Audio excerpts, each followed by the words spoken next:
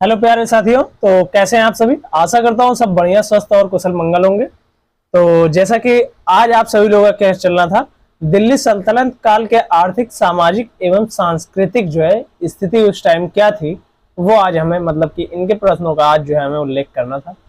और मैंने पहले ही बता दिया है, इसकी पीडीएफ हमारे टेलीग्राम चैनल स्टडी अड्डा 2.8 पर जो है मिल जाएगी। और जो आप लोगों के लिए कुछ बेहतरीन करने का उपाय किया जा रहा है, वो जो है कल जो है आप लोगों का रिवील किया जाए क्या आप लोगों के लिए है बेस्ट। तो कल आप सभी लोग दिन में 11 बजे सुबह के टाइम जुड़ना ना भूलें हमारे लाइव इवेंट में। कहाँ पर? स्टडी अड्डा 2.8 पर, मतलब इसी चैनल पर इवेंट लगा दिया गया। उसका नोटिफिकेशन आप लोग ऑन कर लीजिए, जिससे आप लोगों को जो है सबसे पहले सूचना मिल जाए भाई कि हाँ मैं आ रहा हूँ। ठीक है, चलिए तो पहला प्रश्न हम इसमें देखते हैं, दिल्ली सल्तनत काल के आर्थिक सामाजिक एवं सांस्कृतिक स्थिति में जो हमारा पहला प्रश्न है वो क्या है। ठीक है, पहला प्रश्न हमारा है, मध्यकालीन भारत के तकावी ऋण किन उद्देश्यों के लिए दिए जाते थे। तकावी ऋण जो था मध्यकाल में, मध्यकालीन जो भारत हमारा था उसमें जो तकावी ऋण था वह किन उद्देश्यों के लिए दिए जाते थे। नंबर 1 है कृषि सुधार, दूसरा है शैक्षिक विकास, तीसरा है अस्पताल, चौथा है धार्मिक जो है और क्या है धार्मिक मंदिरों का निर्माण के लिए। ठीक है, एक मिनट में इसको ऊपर कर दो यार, ऑप्शन भी सही से। ठीक है, धार्मिक मंदिरों के निर्माण के लिए। ये कब आया हुआ है, नीचे आप लोगों को मेंशन है कब आया हुआ है। तो चलिए फिर से एक बार प्रश्न को हम देखते हैं, मध्यकालीन भारत में तकावी ऋण किन उद्देश्यों के लिए आया था। कृषि सुधार के लिए, शैक्षिक विकास के लिए, अस्पताल विकास के लिए, या किस लिए आया था? धार्मिक मंदिरों का निर्माण करने के लिए। तो इसमें हमारा पहला ऑप्शन सही हो जाएगा, कृषि सुधार के लिए। हमारा पहला ऑप्शन क्या हो जाएगा? कृषि सुधार के लिए ये आया हुआ था। ठीक है, तो इसकी विस्तृत व्याख्या जो है चलिए हम देखते हैं, और क्या इसमें जो है इंपॉर्टेंट पॉइंट हो सकते हैं उसको हम चलिए देखते हैं।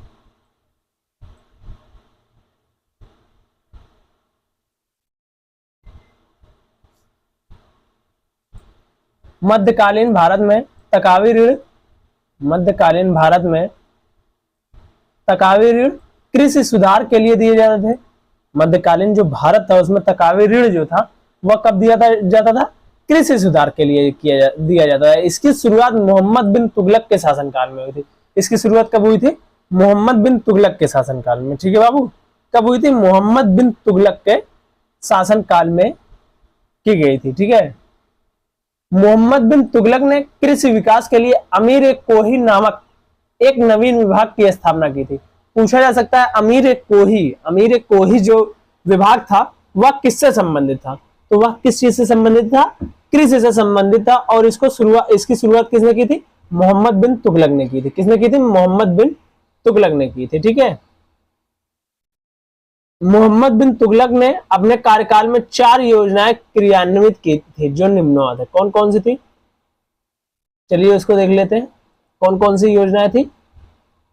दोआब क्षेत्र में कर वृद्धि, राजधानी परिवर्तन, सांकेतिक मुद्रा का प्रचलन, खुरासन कराशिल का अभियान। खुरासन और कराशिल का जो अभियान था, और सांकेतिक जो है मुद्रा का प्रचलन जो था, राजधानी परिवर्तन था, दोआब क्षेत्र में जो है कर वृद्धि था। इन चीजों का जो है इसने जो है इन योजनाओं का जो है क्रियान्वित किया था, या इन योजनाओं की शुरुआत की थी। ठीक है बाबू, इतनी चीजों की शुरुआत इन्होंने किसने की थी? मोहम्मद बिन तुगलक ने की थी। चलिए आगे हम देखते हैं,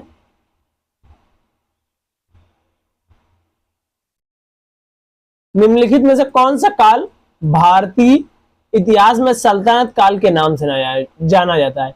1050 से 1205 ईस्वी, 1206 से 1226, 1226 से 1709, 1206 से 1526, और 1226 से जो है 1709, और जो 1719 से 1850। तो इसमें हमारा ऑप्शन बी सही हो जाएगा। ऑप्शन बी क्या है हमारा? 1206 से 1526 ईस्वी तक जो है सल्तनत काल के नाम से जाना जाता है। भारतीय इतिहास में जो है 1206 से 1526 ईस्वी तक के जो काल को जो है सल्तनत काल के नाम से जाना जाता है। ठीक है, अब इसमें कौन कौन से काल थे, मतलब कौन कौन शासकों ने, कौन कौन से वंश ने शासन किया था, वो चलिए हम देखते हैं।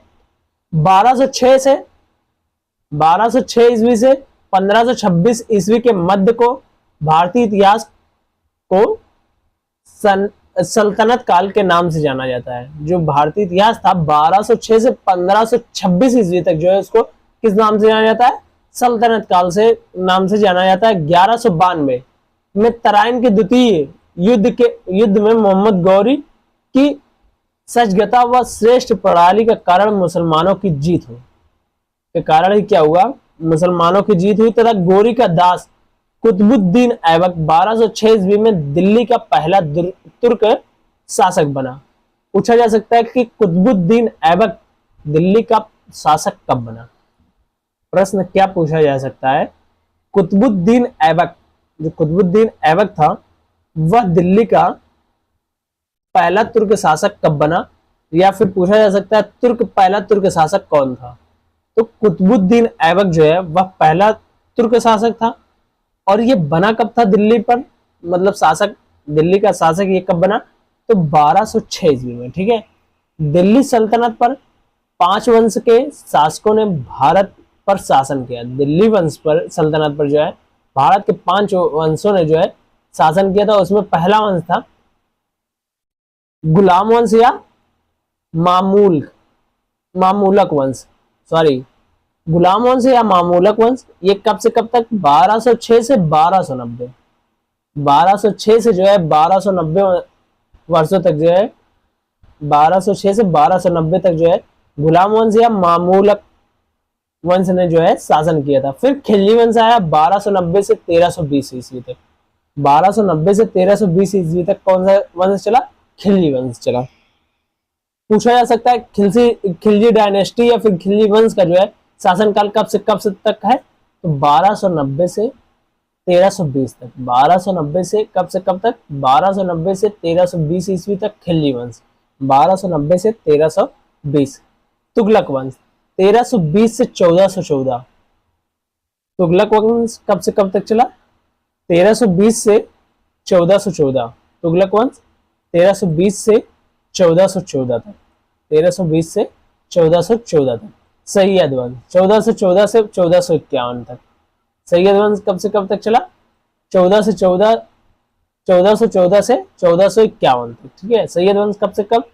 1414 से 1451 तक। लोधी वंश 1451 से 1526। 1526 में पानीपत का युद्ध हुआ था ना, तो भाई उसी में इसकी मृत्यु हुई थी, लोधी वंश के अंतिम शासक के। ठीक है, लोधी वंश 1451 से 1526, मतलब दिल्ली सल्तनत पर टोटल जो है 5 वंश के शासकों ने क्या किया था? शासन किया था भाई। कितने वंश के शासकों ने शासन किया था? 5 वंश के। 5 वंश के शासकों ने जो है शासन किया था किस पर? दिल्ली सल्तनत पर। चलिए आगे देखते हैं हम। ग्राम प्रश्न हमारा क्या है?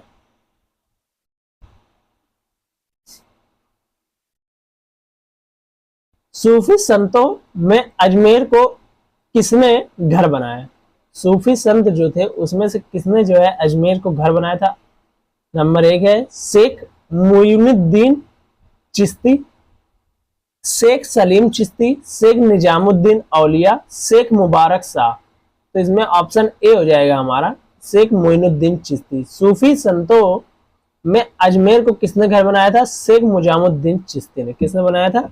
शेख मुजामुद्दीन चिश्ती ने जो है इसको घर बनाया था। ठीक है, इसमें हमारे जो है इसकी व्याख्या पूर्णतः हम देख लेते हैं क्या क्या है।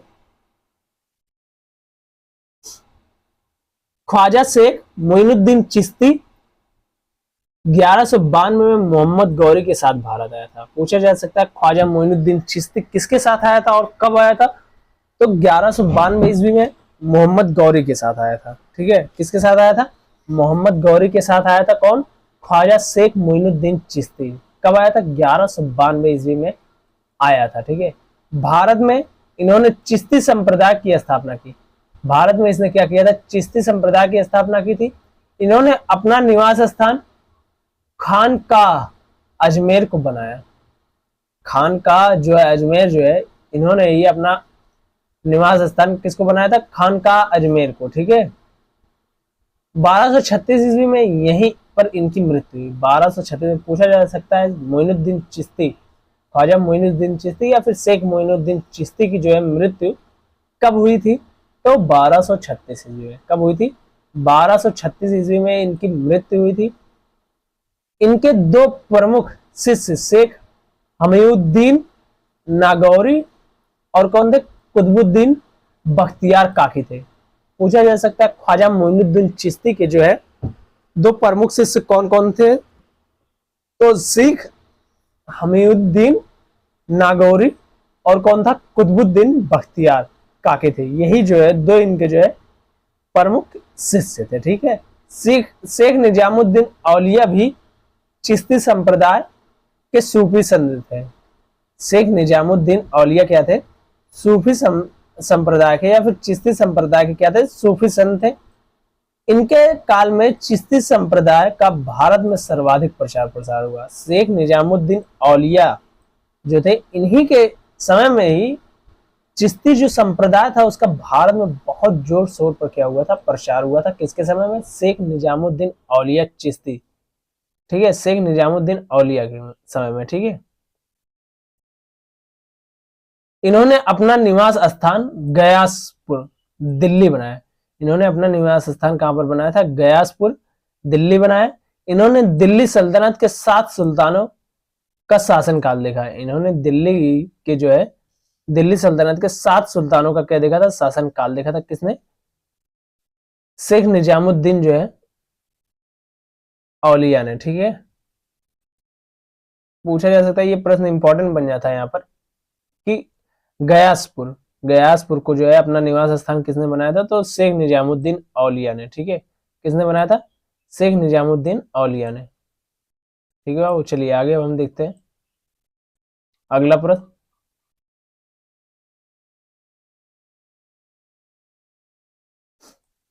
जिस व्यक्ति ने कहा था हुनूस दिल्ली दूरस्थ, अभी दिल्ली दूर है, वह थे हुनूस दिल्ली दूरस्थ, ये किसने कहा था, 1 मिनट रुकना बाबू।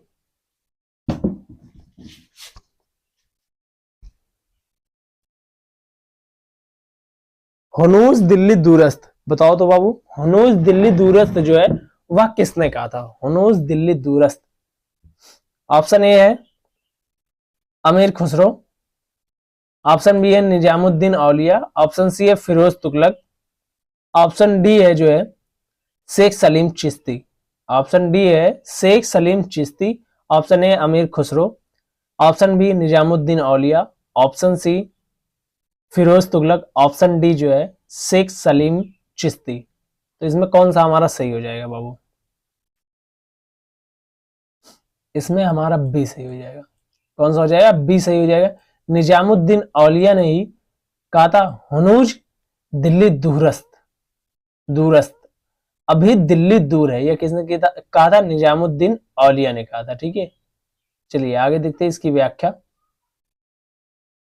प्रसिद्ध सूफी संत निजामुद्दीन औलिया ने हुनूज दिल्ली दूरस्थ अर्थात दिल्ली अभी दूर है, उक्त जो है सुल्तान गियासुद्दीन तुगलक द्वारा उन्हें दी गई धमकी के जवाब में कही गई थी। ठीक है, जो सुल्तान जो है गियासुद्दीन तुगलक जो था उसको जो है धमकी के रूप में यह जवाब दिया गया था। ठीक है, निजामुद्दीन औलिया को महबूब ए इलाही तथा सुल्तान उल औलिया कहा जाता है। पूछा जा सकता है प्रश्न कि महबूब ए इलाही किसे कहा जाता है, तो निजामुद्दीन औलिया को कहा जाता है, और सुल्तान उल औलिया किसे कहा जाता है, ये भी जो है निजामुद्दीन औलिया को ही कहा जाता है। क्या महबूब ए इलाही और क्या सुल्तान उल औलिया, ये दोनों चीजें जो है निजामुद्दीन औलिया को ही कहा जाता है। ठीक है, चलिए आगे हम देखते हैं।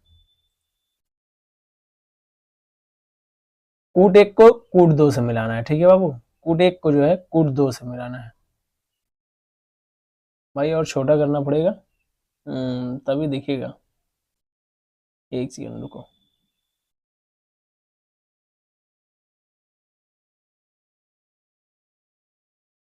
दिख गया ना।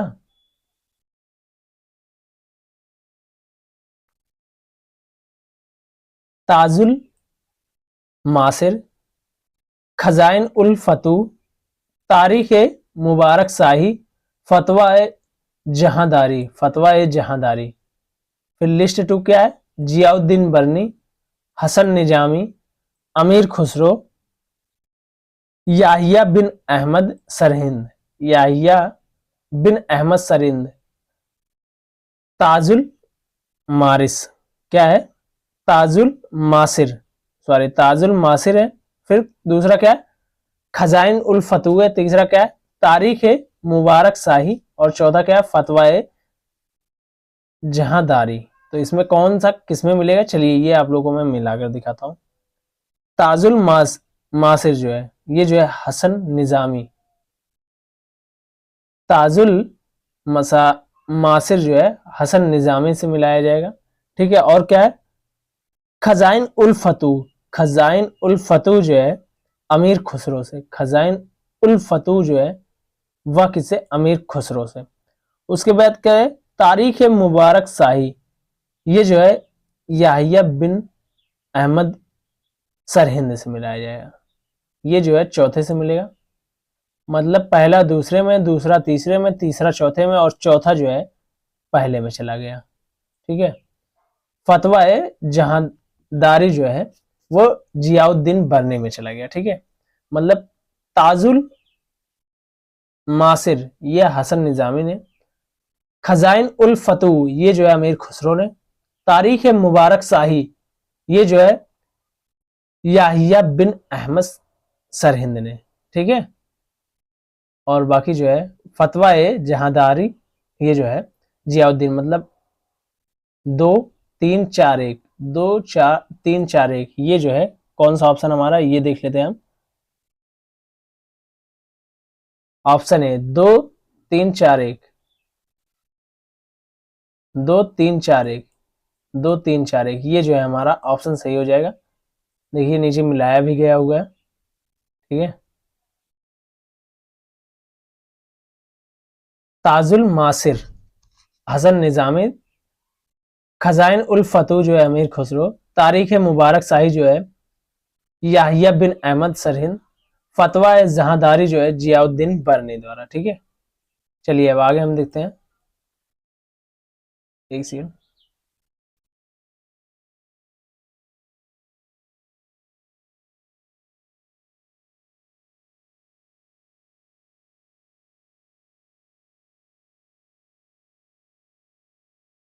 कूट एक को जो है कूट दो से मिलाना है, कूट एक को जो है कूट दो से मिलाना है। इसमें भी कूट वाले प्रश्न भाई आप लोगों में ज्यादा देखने को मिलेंगे। आप लोग जब जाओगे पेपर देने तो वहां पर आप लोगों को कूट वाले प्रश्न जो है वो ज्यादा से ज्यादा मिलेंगे, ठीक है। इसमें क्या है, सूची एक को सूची दो से चयन कीजिए, ठीक है। पर्यटक आकर्षण स्थान जो है कबीर की समाधि, सलीम चिश्ती की दरगाह, गोविंद देव मंदिर, बौद्ध स्तूप। बौद्ध स्तूप, भाई बौद्ध स्तूप तो सबको पता होगा, उसी से ऑप्शन एलिमिनेट कर दोगे, बौद्ध स्तूप से ही, ठीक है। ऑप्शन एलिमिनेशन के तरीके से ही मार दोगे। वो रेयर में है, ठीक है। वो कहाँ है, रेयर में है। ऑप्शन ऐसा दिया गया, ऑप्शन अभी मैं दिखा दूं भाई मार दोगे। मतलब बुद्ध स्तूप जो है 1 से जो है 3 में जाएगा। कबीर की समाधि जो है वो जो है मगहर बस्ती में, ये सबको पता है, कबीर जी की समाधि मगहर बस्ती में है, ठीक है। और क्या बचा, सलीम चिश्ती की दरगाह, सलीम चिश्ती की दरगाह जो है फतेहपुर सीकरी में, सलीम चिश्ती की दरगाह फतेहपुर सीकरी में। गोविंद देव मंदिर जो है कहाँ पर है, वह वृंदावन में, गोविंद देव मंदिर वृंदावन में है। और क्या, कबीर की समाधि मगहर बस्ती में है। सलीम चिश्ती की दरगाह जो है फतेहपुर सीकरी में। गुरु गोविंद देव मंदिर जो है वृंदावन में। बौद्ध स्तूप जो है वो कुशीनगर में। मतलब 4 1 2 3, 4 1 2 3, मतलब ऑप्शन बी, इसमें हमारा ऑप्शन बी सही हो जाएगा, ठीक है बाबू। देखो कबीर की समाधि जो है मगहर बस्ती में, सलीम चिश्ती की दरगाह फतेहपुर सीकरी में, गोविंद देव मंदिर जो है वृंदावन में, बौद्ध स्तूप जो है वह कुशीनगर में है, ठीक है। चलिए आगे देखते हैं हम।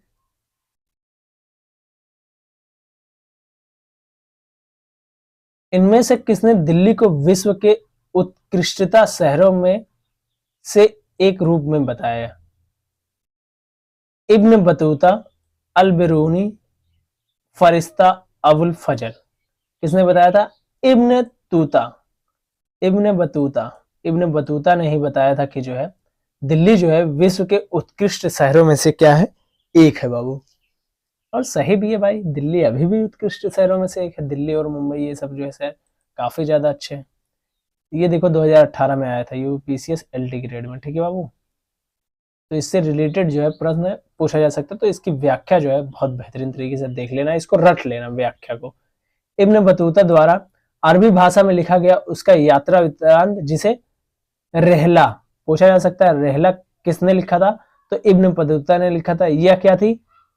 यात्रा वृत्तांत थी। 14वीं शताब्दी में भारतीय उपमहाद्वीप के सामाजिक तथा सांस्कृतिक जीवन के विषय में बहुत ही प्रचुर तथा रोचक जानकारियां देता है। ये जो है भारतीय उपमहाद्वीप जो था उसके बारे में सामाजिक सांस्कृतिक जीवन के विषय में जो है बहुत ज्यादा ये जानकारियां देता है। कौन? रहला जो है वो बहुत ज्यादा जानकारियां देता है। यह विभिन्न देशों की यात्रा करते हुए दिल्ली के सुल्तान मोहम्मद बिन तुगलक के दरबार में पहुंचा। ये किसके दरबार में पहुंचा था? मोहम्मद बिन तुगलक के। इब्न बतूता जो है मोहम्मद बिन तुगलक के जो है दरबार में पहुंचा था। सुल्तान ने उसकी विद्वता से प्रभावित होकर उसे दिल्ली का काजी या न्यायाधीश नियुक्त कर दिया। दिल्ली का काजी किसने इसको नियुक्त किया था? सुल्तान मोहम्मद बिन तुगलक ने किया था। इब्न बतूता को जो है काजी या फिर न्यायाधीश जो है किसने नियुक्त किया था? सुल्तान मोहम्मद बिन तुगलक ने। राजधानी दिल्ली को पहली बार जब इसने देखा तो दिल्ली को विश्व के उत्कृष्ट शहरों में से एक के रूप में बताया। ठीक है, अब आगे हमारा क्या है? बहमनी साम्राज्य। बहमनी क्या है? साम्राज्य है। ठीक है, एक मिनट रुकना। बहमनी साम्राज्य से जो है सिर्फ एक ही प्रश्न आया हुआ है। इसको हम प्रश्न को देखते हैं। बाजीपुर के सुल्तान से गोवा को छीनने या कब्जा करने वाला प्रथम यूरोपियन कौन था? अल्बुकर्क था, ऑस्टिन था, और कौन सा ऑप्शन है? जैमेली कैरेरी था या वास्को दी गामा था? ये यहाँ पर दिख नहीं रहा है, मैं बता दे रहा हूँ, इतने ऑप्शन है इसमें। ठीक है, अल्बुकर्क था, ऑस्टिन था, या फिर कौन था? जेमेली कैरेरी था, या कौन था? वास्को दी गामा था। तो जो है इसमें ऑप्शन हमारा ए सही हो जाएगा, अल्बुकर्क था। कौन था? अल्बुकर्क था, जिसने जो है बीजापुर के सुल्तान से जो है गोवा को जो है छीन लिया था या फिर कब्जा कर लिया था। किसने? अल्बुकर्क ने। किसने किया था? अल्बुकर्क ने किया था।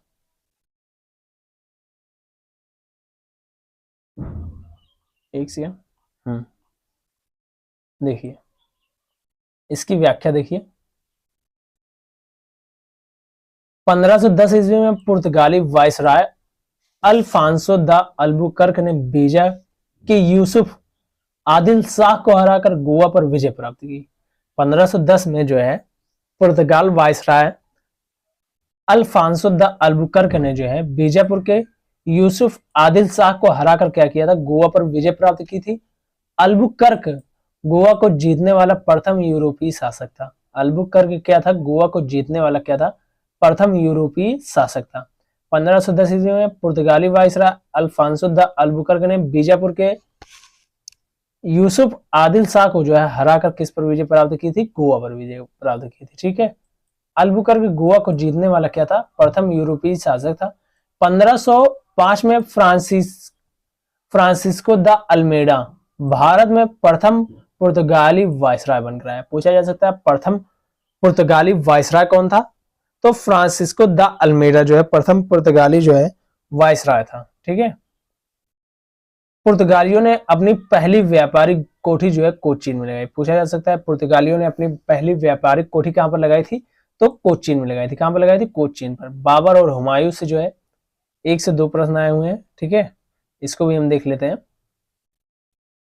मुगल शासक शाह आलम द्वारा अरसलान ए जंग की उपाधि किसे दी गई? मुगल शासक शाह आलम द्वारा जो है अरसलान ए जंग की उपाधि किसको दी गई थी?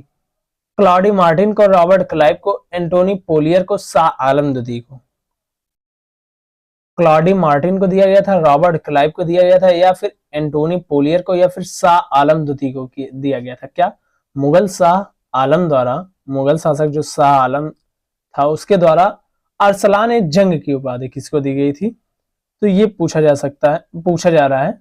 कब पूछा गया था? यूपीपीसीएस हायर जो है 2021 में पूछा गया था। क्लॉडी मार्टिन को, रॉबर्ट क्लाइव को, एंटोनी पोलियर को, या फिर शाह आलम द्वितीय को? तो एंटोनी पोलियर को जो है इसने कहा था। ठीक है, उपाधि दी थी अरसलान ए जंग की उपाधि दी थी। किसने दी? शाह आलम ने दी थी। ठीक है बाबू, मुगल शासक शाह आलम ने एंटोनी पोलियर को अरसलान ए जंग युद्ध का शेर की उपाधि दी थी। शाह आलम का मूल नाम अली गौहर था। शाह आलम का जो मूल नाम था वह क्या था? अली गौहर था। पूछा जा सकता है अली गौहर किसका वास्तविक नाम था? तो शाह आलम का वास्तविक नाम था अली गौहर। ठीक है। बाबरनामा, एक मिनट भाई, ज्यादा मैंने कर दिया, आंसर दिख गया। बाबरनामा किस भाषा में लिखी गई? पारसी, तुर्की, अरबी, उर्दू। बाबरनामा किस भाषा में लिखी गई? तो ये आप लोगों को बताना है। तो बाबरनामा जो है तुर्की भाषा में लिखी गई। किस भाषा में लिखी गई? तुर्की भाषा में लिखी गई। क्या? बाबरनामा। बाबरनामा किस भाषा में लिखी गई? तुर्की। ठीक है। सूर्यवंश से भी ज्यादा प्रश्न है नहीं। ठीक है। तुझु के, एक सेकंड भाई, ये तो पेन ही ना चला।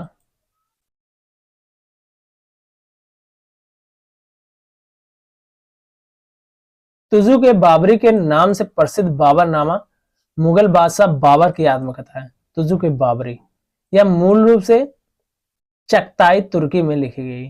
पूछा जा सकता है कौन सी तुर्की? तो चगताई, चगताई तुर्की में लिखी गई है। ठीक है। अब सूर्यवंश हमारा आता है। कौन सा आता है? सूर्यवंश। निम्नलिखित में से किन दो शासकों के मध्य 17 मई 1540 में कंजौर के पास युद्ध हुआ? कन्नौज, सॉरी कंजौर मैंने कह दिया, कन्नौज के पास युद्ध हुआ था। हुमायूं एवं सुल्तान मोहम्मद नुहानी, शेरशाह तथा हुमायूं के बीच, शेरशाह तथा क्या मिर्जा कमरान के बीच, मोहम्मद शाह एवं जो है हुमायूं के बीच। किसके किसके बीच हुआ था? कन्नौज के पास जो है युद्ध हुआ था 17 मई 1540 ईस्वी में। कन्नौज के पास जो है 17 मई 1540 ईस्वी के मध्य जो है बीच जो है, इसी में जो है किसके किसके बीच जो है युद्ध हुआ था? हुमायूं सुल्तान मोहम्मद नुहानी के बीच, शेरशाह एवं हुमायूं के बीच, शेरशाह मिर्जा कमरान के बीच, मोहम्मद शाह हुमायूं के बीच।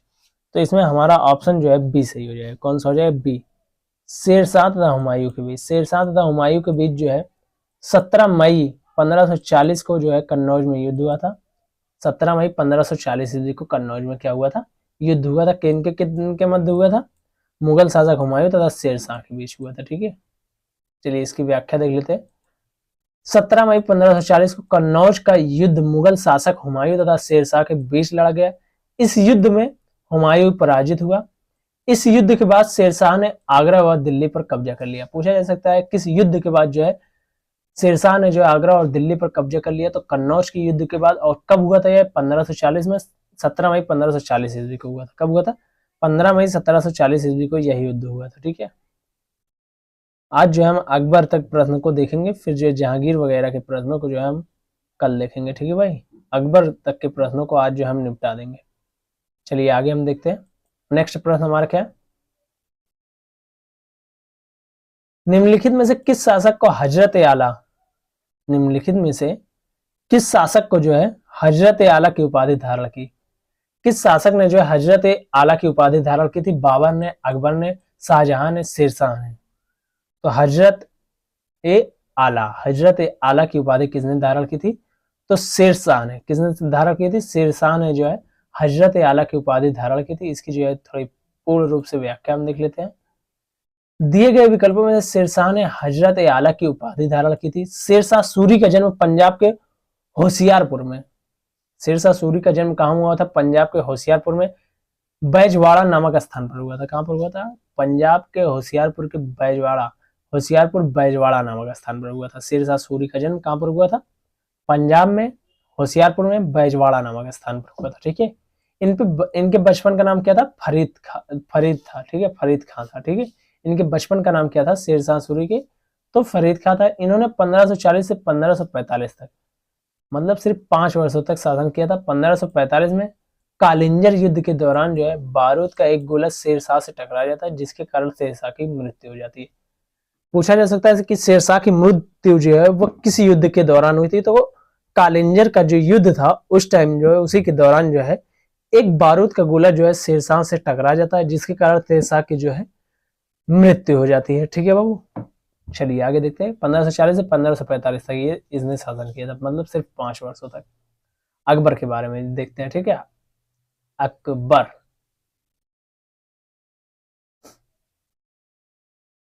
भास्कराचार्य की कृति लीलावती का फारसी भाषा में अनुवाद किसने किया था? लीलावती का जो अनुवाद है वह जो है फारसी भाषा में किसने किया था? बदायूनी ने किया था, अबू फजल ने किया था, याहिया बिन अहमद सरहिंद ने किया था, या फिर फैजी ने किया था? किसने किया था भाई? लीलावती का फारसी में अनुवाद, भास्कराचार्य की कृति लीलावती, ये मैं पहले आप लोगों को बता चुका हूँ भाई, ये क्वेश्चन मैं करवा चुका हूँ। वो एक्सप्लेनेशन में था, देखो पूछा भी है 2021 में, वो 2018 या 19 का प्रश्न था, उसका एक्सप्लेनेशन जो था उसी एक्सप्लेनेशन में जो है देखो पूछा हुआ है 2021 में। मतलब एक्सप्लेनेशन काफी ज्यादा इंपॉर्टेंट है, आप लोग उसको जरूर से याद करके रट्टा मार के कुछ भी करिए, समझ के जाइए, कैसे भी जाइए, मतलब जाना है, मतलब पढ़ के जाना है, ठीक है। तो फैजी, भास्कराचार्य की कृति लीलावती का फारसी भाषा में अनुवाद किसने किया था? तो फैजी ने किया था। किसने किया था? फैजी ने किया था, ठीक है बाबू। चलिए आगे देखते हैं इसकी जो है महत्वपूर्ण व्याख्या। फैजी के महर्षि भास्कराचार्य की गणित का पुस्तक लीलावती का फारसी में अनुवाद किया था। फैजी ने जो महर्षि भास्कराचार्य की जो गणित की पुस्तक लीलावती थी उसका इसने क्या किया था? फारसी में अनुवाद किया था। लीलावती भास्कराचार्य द्वारा रचित गणित का प्राचीन संस्कृत ग्रंथ है। गणित का जो है प्राचीन संस्कृत ग्रंथ क्या है? लीलावती। वस्तुतः लीलावती महर्षि भास्कराचार्य की पुत्री का नाम था और उसी के नाम पर पुस्तक का नाम लीलावती पड़ा। भास्कराचार्य जो थे उनकी पुत्री का नाम क्या था? लीलावती था, जिसके नाम पर ही क्या पड़ा? इस पुस्तक का नाम लीलावती पड़ा। पुस्तक में गणित के सूत्र एवं प्रश्नोत्तर लीलावती को संबोधित करते हुए लिखे गए। जो इसमें भाई प्रश्न भी थे वो क्या थे? लीलावती को, प्रश्न और सूत्र क्या था? वो लीलावती को संबोधित करते हुए लिखे गए थे। इस पुस्तक में अंकगणित, बीजगणित तथा ज्यामिति के प्रश्नों की विवेचना है या प्रश्नोत्तर का विवेचन है, ठीक है। चलिए आगे देखते हैं, आगे हमारा प्रश्न क्या है। अकबर के शासनकाल में निम्नलिखित में से घटनाओं को तिथि क्रमानुसार व्यवस्थित करें। सबसे पहले कौन सा हुआ घटना, फिर कौन सी हुई, फिर कौन सी हुई, फिर कौन सी हुई, ठीक है। जजिया की समाप्ति, इबादत खाना का निर्माण, महजर पर हस्ताक्षर, दीन इलाही की स्थापना। तो इसको कालक्रम अनुसार पहले क्या हुआ, फिर क्या हुआ, फिर क्या हुआ, फिर क्या हुआ, उस हिसाब से जो है इन घटनाओं को जो है हमें सजाना है या फिर बताना है। तो तिथि अनुसार जजिया कर सबसे पहले लगा, फिर इबादत खाना का निर्माण हुआ, फिर क्या हुआ? महजर पर हस्ताक्षर हुआ, फिर दीन इलाही की स्थापना हुई। क्या हुई? फिर दीन इलाही की क्या हुई? स्थापना हुई। मतलब 1 2 3 4, इसका कोड क्या बन जाएगा? 1 2 3 4। चलिए देखते हैं इसका code 1 2 3 4। Option A, option A जो है हमारा वो सही हो जाएगा, 1 2 3 4, ठीक है। चलिए इसकी व्याख्या देखते हैं। अकबर ने अनेक महान काम किए जिसके क्रम निम्नवत है। अकबर ने 1564 ईस्वी में जजिया कर समाप्त कर दिया। अकबर ने क्या किया था? 1500 जो है 64 ईस्वी में क्या किया था? जजिया कर को जो है समाप्त कर दिया था। और जो है इबादत खाना का निर्माण जो है 1575 ईस्वी में करवाया है। पहले 1564 में जजिया समाप्त, 1575 में इबादत खाना, फिर महजर पर जो है हस्ताक्षर जो है 1579 में, ठीक है, 79 में। दीन इलाही धर्म की स्थापना जो है 1582 ईस्वी। मतलब सबसे पहले जजिया कर 1564 ईस्वी में, इबादत खाना का निर्माण 1575 ईस्वी में, 1564 में जजिया समाप्त, 1575 में इबादत खाना, 1579 में जो है महजर पर हस्ताक्षर, 1579 में महजर पर हस्ताक्षर। दीन इलाही धर्म की स्थापना जो है 1582, दीन इलाही धर्म की स्थापना 1582 में, ठीक है।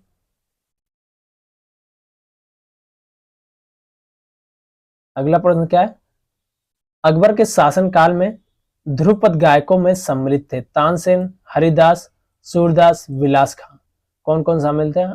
अकबर के शासनकाल में ध्रुपद गायकों के में सम्मिलित थे तानसेन, हरिदास, सूरदास, विलास खां। तो इसमें कौन सा ऑप्शन हमारा सही हो जाएगा? ठीक है बाबू, तो ऑप्शन सी, ध्रुपद गायकों में कौन कौन सम्मिलित थे हमारा? 1 2 और 3, 1 2 और 3, मतलब तानसेन जी शामिल थे, हरिदास जी शामिल थे, तो कौन थे?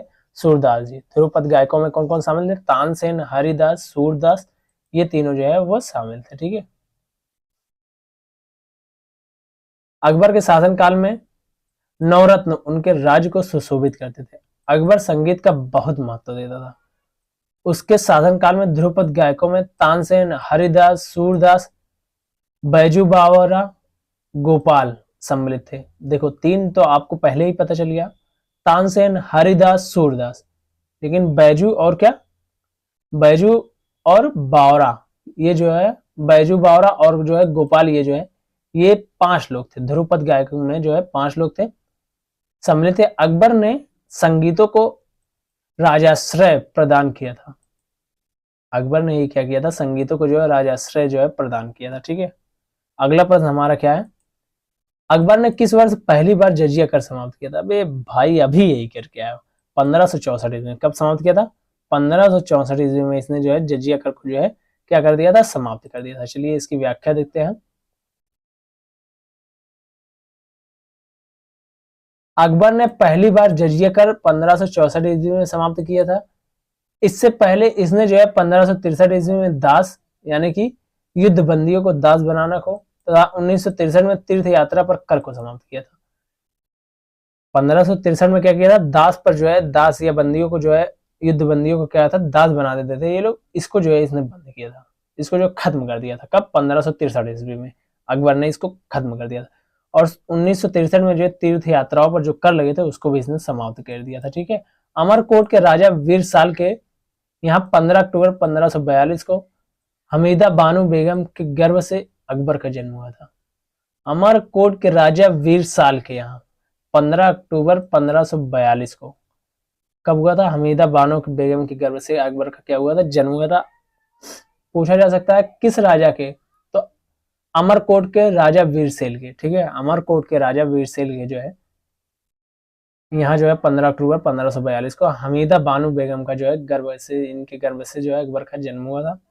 अकबर का राज्य अभिषेक जो है 14 वर्ष की आयु में 14 फरवरी 1556 ईस्वी में जो है पंजाब में गुरुदासपुर जिले के निकट कालानौर नामक स्थान में हुआ था। 14 वर्ष की आयु में जो है इनका क्या कर दिया गया था,